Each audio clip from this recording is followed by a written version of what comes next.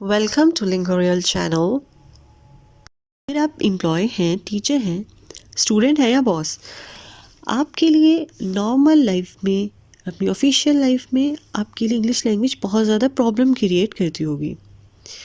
एक बात हमेशा याद रखें कि अगर आपको इंग्लिश बोलनी नहीं आती तो ये कोई बड़ी बात नहीं है। ये हम लोगों की सेकेंड लैंग्वेज है। It's not our first language और नेटिव लैंग्वेज।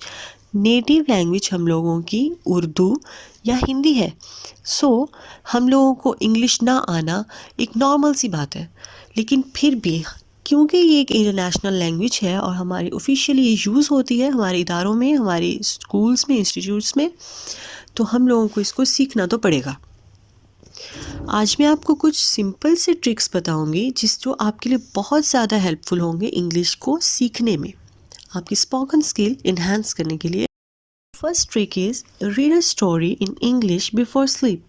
आपने बेड पे बिस्तर पे सोने से पहले एक दफ़ा कोई भी छोटी सी इंग्लिश की स्टोरी को रीड कर लेना है। वो किसी भी स्टैंडर्ड की हो सकती है, किसी भी क्लास की आप इंग्लिश की बुक पकड़ें और उसमें जो स्टोरीज़ होती हैं, शॉर्ट स्टोरीज़, उसको आप एक दफ़ा रीड कर लें।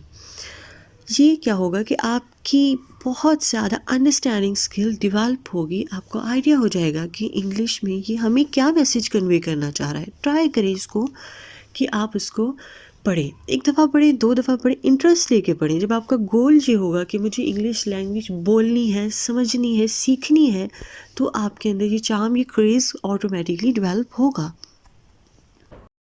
The second and most easy trick is cartoon network.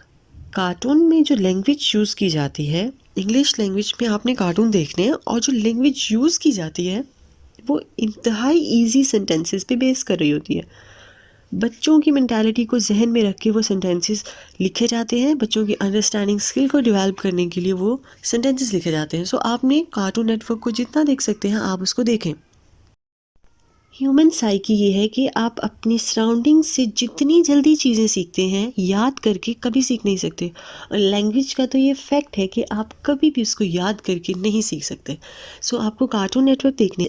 एक बात याद रखें कि बच्चे कैसे सीखते हैं? बच्चे हमेशा अपने बड़ों को बोलते हुए देखते हैं। उनकी लिपसिंग चेक करेंगे, उनकी अंडरस्टैंडिंग स्किल डेवलप होती है सिर्फ देखने से, महसूस करने से, एक्शन से। वो देखते हैं कि हमारे बड़े ने ये बात कही और इस पे ये एक्शन हुआ, और उनकी स्किल डेवलप होती है। Third and most sweet step is speak English with your पेट। अपने पेट के साथ इंग्लिश बोलने की ट्राई करें। उसको आप जब भी प्यार करें, उसे गोद में लें, उसके साथ छोटे छोटे सेंटेंसेस यूज़ करने की ट्राई करें।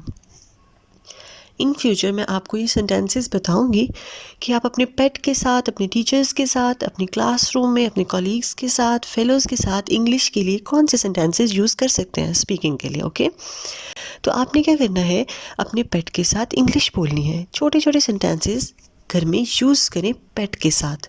उससे फ़ायदा ये होगा कि पेट आपको इन रिटर्न कुछ भी नहीं कहेगा, वो आप पे हंसेगा नहीं, वो आपको टॉन्ट नहीं करेगा, क्रिटिसाइज़ नहीं करेगा। Fourth and most effective trick is think in English. आपने सोचना इंग्लिश में है। आप अभी से इंग्लिश में सोचना शुरू कर दें। जहन में इंग्लिश में सेंटेंसेस बनाएं।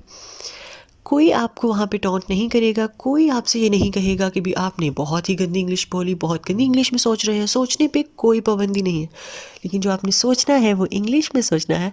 इससे आपकी स्पोकन स्किल बहुत इन्हांस होगी, अंडरस्टैंडिंग स्किल बहुत, वोकैबुलरी आपकी इन्हांस होगी कि आप जब माइंड में कुछ भी सोच होंगे, आप उसके लिए वोकैबुलरी, अपनी ऑब्वियसली वोकैबुलरी कलेक्ट करेंगे और देन आप उसको सोचेंगे। Fifth step is record your voice.